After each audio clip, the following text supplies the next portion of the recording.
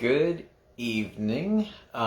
Christina is at a Bible study tonight, so I am doing part 2 of a walk through Gideon. We're just doing a read through we're in Judges chapter 6, so we made it through verse 10 last time. We're going to be starting verse 11, obviously, and I'm only going to go through verse 24 tonight. I will stop there and just cover that as well as I can. And yeah, I don't really have any preface this time, so let's get started. It says, "And there came an angel of the Lord, and sat under an oak, which was in Ophrah, that pertained unto Joash the Abiezrite." Making just a little note, Abiezrite, that is of the tribe of Manasseh. Manasseh, I can't speak tonight. Anyway, so Gideon and his father Joash are of the tribe of Manasseh, and it says that an angel of the Lord came and sat under an oak. Another translation would put terebinth, and we do see this whole same aspect of the terebinth tree back in the story of Abraham. Now, is there any real significance to the fact that it was a terebinth tree? I can't say, but it's just interesting that we see this whole thing of, under the oaks of Mamre or the terebinth trees of Mamre. And then once again here, the angel of the Lord came and sat under the oak tree or the terebinth tree. Special note here, angel, as we like to think of it, we think of the heavenly being with the wings, all that stuff. The term angel is actually messenger. And the special thing with this particular angel of the Lord, messenger of the Lord, is that this is not an angel in the sense that we think of angel. This isn't like flying around, like the beings that fly around the throne and are saying, "Holy, holy, holy is the Lord God Almighty." This isn't that being. This is what we would call a Christophany. This is a place in the Old Testament where the pre-incarnate Christ is actually making an appearance. And we know that this is that, and not just a servant of the Lord, because of the language that follows.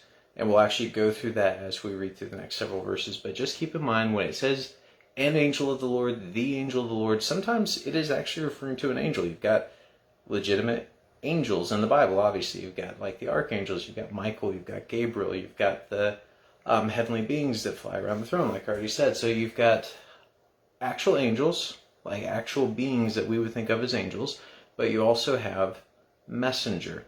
You see the aspect of like that messenger of the Lord back with Joshua when he was standing outside of Jericho and he was given his battle plan. You see God coming down in another Christophany in the time with Abraham when he had the 3 visitors come to him. Because if you look at what God said to Moses, when God had Moses up on Mount Sinai, Moses said, "I want to see your face." And he said, "You can't see my face. If you see my face, you will die." Like, man can't see my face and live. But we know that this is actually God. So that is where we're saying this is the Son in the Trinity. This is the triune God, and this is a Christophany where he has come in the flesh prior to the incarnation of Christ in the New Testament. So, going on, let's just go, we're still in verse 11. I've made a lot of progress here. It says, "And his son Gideon," so this is Joash, the Abiezrite of the tribe of Manasseh, "and his son Gideon threshed wheat by the winepress to hide it from the Midianites." Now, like we already talked about in the first installment of this, the Midianites, the Amalekites, and the men of the east are all coming in and invading the land of Israel. They're just destroying their crops. They're dragging their cows, their sheep, their camels, everything across it, eating it all, taking it all. They're robbing the Israelites. The Israelites don't really have a lot of food. So it says that they created the caves and the hideaways to put their food and to hide themselves. And here we have Gideon, who is of the tribe of Manasseh, and it says he threshed wheat by the winepress to hide it from the Midianites. Now typically, if you had a big field full of wheat, you wouldn't have a single individual out there taking care of the threshing of the wheat, of all that. You'd have like the cattle out there helping to grind out the wheat. You'd have the oxen and stuff, and you'd have a bigger ordeal with it. There's not very much wheat. So Gideon is there alone, hiding his little bit of wheat and threshing it out by the winepress so that he doesn't get found. So it says, and the angel of the Lord appeared unto him and said unto him, the Lord is with thee, thou mighty man of valor. Now I honestly think that God's using a little bit of humor here. And just because you have a man who is scared, who is hiding, and the way that he's greeted is by the angel of the Lord saying, you mighty man of valor.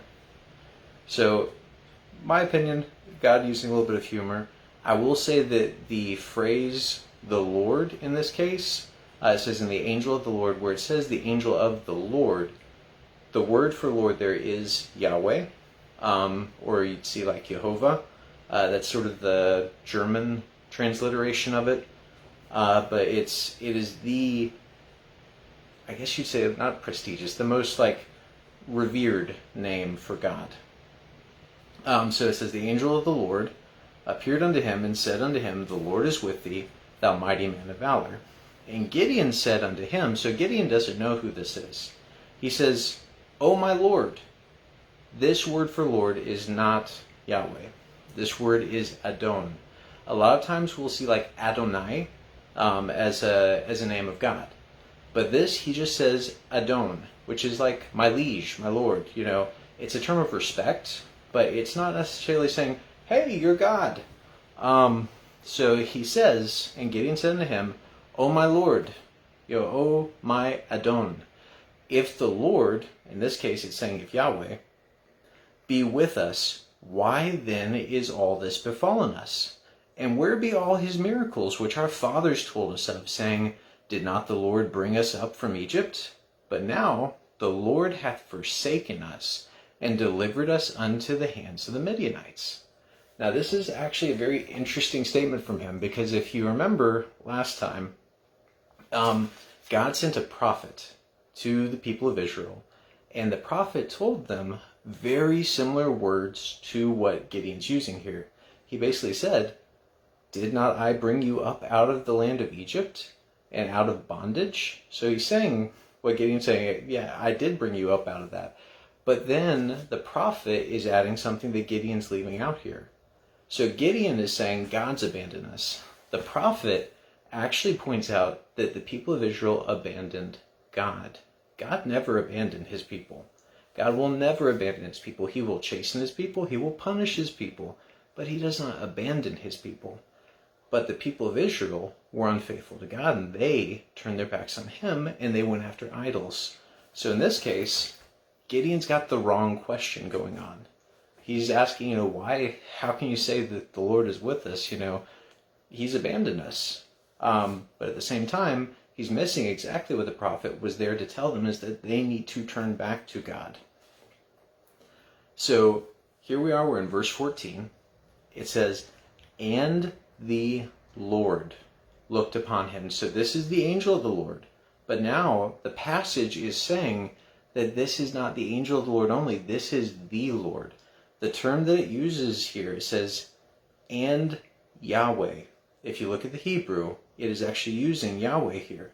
It says, and Yahweh looked upon him and said, go in this thy might, and thou shalt save Israel from the hand of the Midianites. Have not I sent thee? So he's telling, first he tells Gideon, you're a mighty man of valor. Next he tells him, go in your strength, go in your might, go and save the people of Israel from the hand of the Midianites. Gideon, not quite convinced at this point. And if you read through the rest of we will go through this eventually, but if you go through the rest of the story of Gideon, every time God tells him to do something, Gideon's response is fear. And he is fearful, and so he wants a sign. And God gives him the sign. And then the next time he's fearful and he wants a sign, and God gives him a sign. It's almost a humorous cycle that he goes through with this. And we think about it and we do the same thing. Like we get nervous when God tells us to do something. We get nervous when we know something that we should do and we don't do it. And to us it is sin. It's like the Bible says, if you know the good that you should do and you don't do it, to you it is sin. That's what Gideon is faced with. That's what we're faced with all the time. Says, let's see, so to verse 15 it says, and he said unto him, O my Lord. Now this Lord in this verse is no longer Adon, this is Adonai. So he's saying, O my Lord, he's actually using one of the names for God. Wherewith shall I save Israel? Behold, my family is poor in Manasseh, and I am the least in my father's house. So almost in the same way that Moses, as soon as God told him he was going to go and save the children of Israel, deliver them from bondage, he starts making excuses. Oh, I'm slow of speech, slow of tongue. I can't do this. You need to pick somebody else. Gideon is doing the same thing. He's saying, my family's poor, and I'm the least in my father's house. I can't do this. And that's actually an interesting point, because God doesn't need mighty men to do his will. He needs obedient men to do his will. He needs faithful men who are actually being faithful to him, faithful men and women. He needs us as people to have faith in him, and it is not our strength, it is not our power that does anything, it is his. And we need to get that in our head, that we're not depending on ourselves. We need to be depending on him for everything that we do. It is him that is actually the one in control.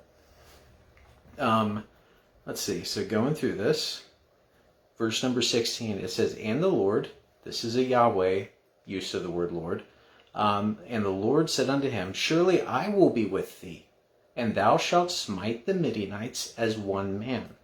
Seeing it'll be so easy as if you were just beating one man instead of the entire army.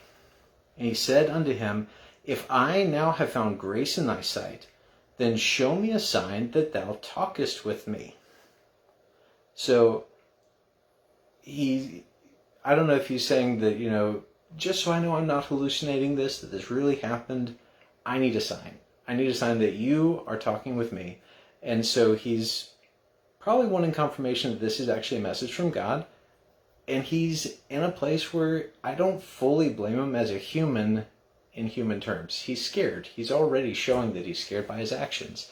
He's out there threshing wheat by the winepress, trying to hide it from the Midianites. He's not wanting to fight the Midianites. He's wanting to hide from them. So he wants confirmation that this is God. This is the first instance in the story of Gideon where he's wanting this type of confirmation. So it says, depart not hence. So he says, I want a sign. Don't go anywhere. Depart not hence, I pray thee, until I have come unto thee and bring forth my present and set it before thee. And he said, and the angel, in other words, he said, I will tarry until thou come again. So the messenger of God, Christophany, says, I will wait here till you come. And Gideon went in and made ready a kid, meaning a goat, and unleavened cakes, and an ephah of flour. The flesh he put on a basket, and he put the broth in a pot, and brought it out unto him under the oak, or under the terebinth tree, and presented it. Now, I do want to point something out. Gideon is presenting a gift that's actually very precious. He was out there by himself threshing wheat because there really wasn't much wheat to need many people or to need, animals involved or anything else. He was out there by himself threshing wheat. He then goes in and he uses some of those scarce resources to make up a cake of flour, like a flatbread, and to take a goat, which is also a form of food that they would have had, and he makes up a thing of broth, it says. So he is actually going in to take an offering to bring out to the messenger of the Lord. And that's at least a small sign of faith in all this, that he is doing this. So he brings it out, says, and the angel of the Lord said unto him, take the flesh and the unleavened cakes and lay them upon the rock and pour out the broth. And he did so. So he's telling him, put the meat and the bread over here on the rock, pour out the broth. He's essentially wasting the food that was precious to him. It says, and then the angel of the Lord put forth the end of the staff that was in his hand and touched the flesh and the unleavened cakes. And there rose up fire out of the rock and consumed the flesh and the unleavened cakes. Then the angel of the Lord departed out of his sight. Now this is the sign that he was asking for. You don't really get much more of an actual sign that something happened than to say that, like, while you're steering on, the messenger of the Lord just disappears. Now, he did something else there, and this is just my sort of looking at it and saying, oh, well, I would take this as a sign. He didn't just disappear. You know, if Gideon was wanting to make sure he wasn't hallucinating or something, the angel of the Lord actually set fire to the rock. There would have been burn marks left on this rock as an evidence that he had been there, that this actually happened. The food was consumed, it was burned up, and the angel of the Lord disappeared. You see a very similar scene to this a few chapters forward when we're dealing with Samson and his parents, Manoah and his wife. So, with that said, angel of the Lord disappears from his sight. And when Gideon perceived that he was an angel of the Lord, Gideon said, Alas, O Lord God, for because I have seen an angel of the Lord face to face. So he's worried that he's about to die. You see this very similar scene once again with Manoah and his wife. The wife, in that case, actually has to say, hey, if God wanted to kill you, he wouldn't have told you all this. But in this case, there's nobody else here with Gideon. He says, Alas, O Lord, I've seen the angel of the Lord face to face. He's worried that just like with Moses, how it was recorded that Moses was told, you know, if you see God face to face, you will not live, essentially. He's like, I'm about to die. So God speaks back to him, and he says, Peace be unto thee, fear not, thou shalt not die. Then Gideon built an altar there unto the Lord and called it Jehovah Shalom. So that is, God is peace. And it says, unto this day it is yet in Ophrah in the Abiezrites. I'm not going to go into the rest of this because this is almost like the next part in the story in my mind. I'm sort of keeping this in segments so that I'm not going crazy long like we always do.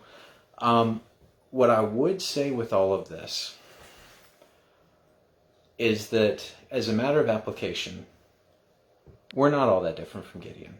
We're all rather fearful when it comes to actually serving God publicly, when it comes to witnessing, for instance. I know that I am typically. I have gotten a lot better about that over the past year or so, but for most of my life, I have been scared to talk to people about God.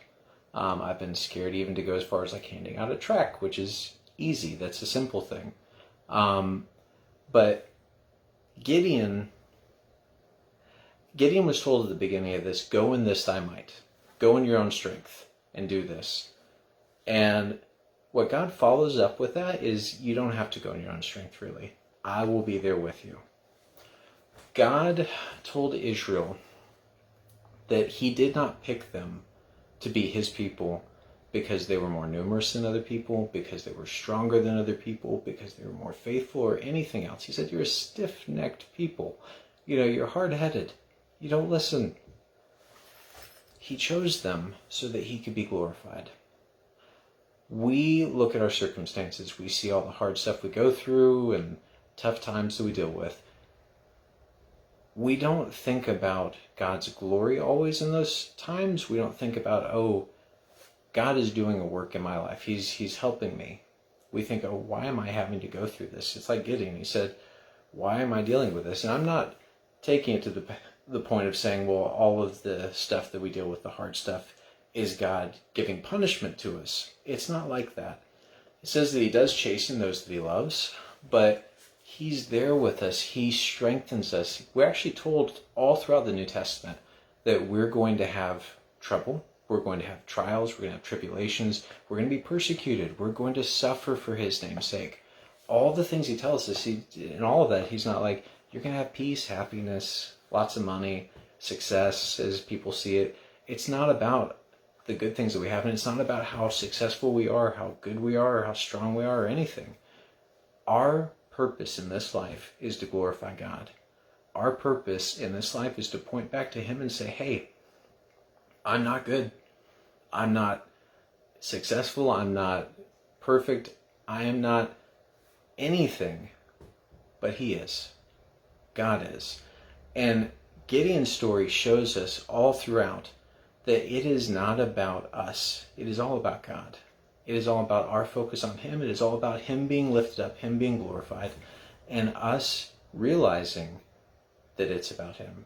Gideon had to come to that realization very through much difficulty through all of his story, and we'll get to that as we go, but it's a constant story. The whole flow of the Bible is to bring God glory. It is for us to have a continuing revelation of him, of who he is, so that we can be in awe of him, so that we can worship him, so that we can lift him up in everything we see and do.